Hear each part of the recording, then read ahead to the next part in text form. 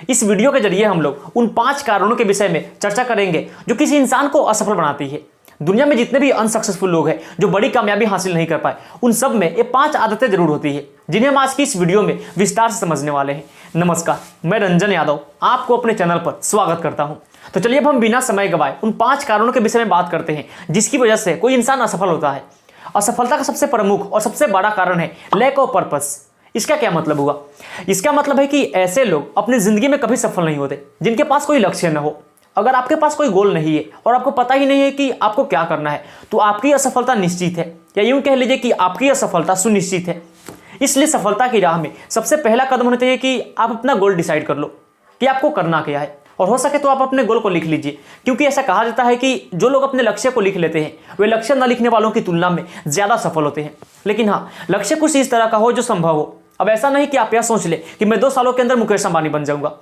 देखिए, मैं ये नहीं कह रहा कि आप उस मुकाम तक नहीं पहुंच सकते, आप बेशक पहुंच सकते हैं, लेकिन वहां तक पहुंचने के लिए आपको उतना समय देना होगा, उतनी मेहनत करनी होगी, तभी जाकर आप अपने उस गोल को अचीव कर सकते हैं। क्योंकि जो लोग उतनी बड़ी सफलता हासिल करते हैं उसके पीछे कई सालों की मेहनत छुपी होती है। असफलता का दूसरा सबसे बड़ा कारण है लैक ऑफ डिसिप्लिन।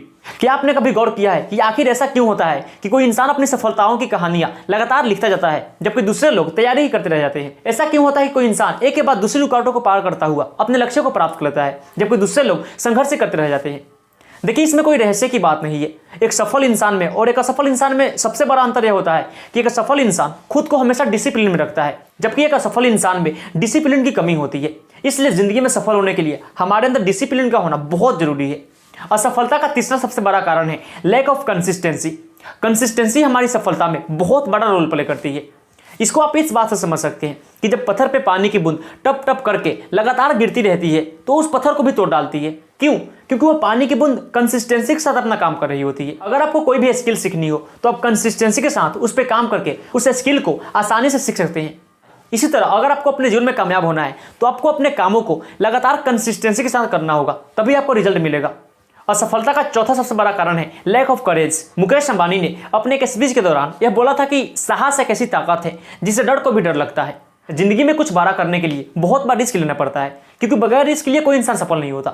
आप जितने भी सफल लोगों को जानते हैं उन्होंने अपनी जिंदगी में बहुत रिस्क लिया होता है। असफलता का 5वां और अंतिम सबसे बड़ा कारण है हैबिट ऑफ प्रोक्रेस्टिनेशन। टाल मटोल की आदत असफलता के सबसे बड़े कारणों में से एक है।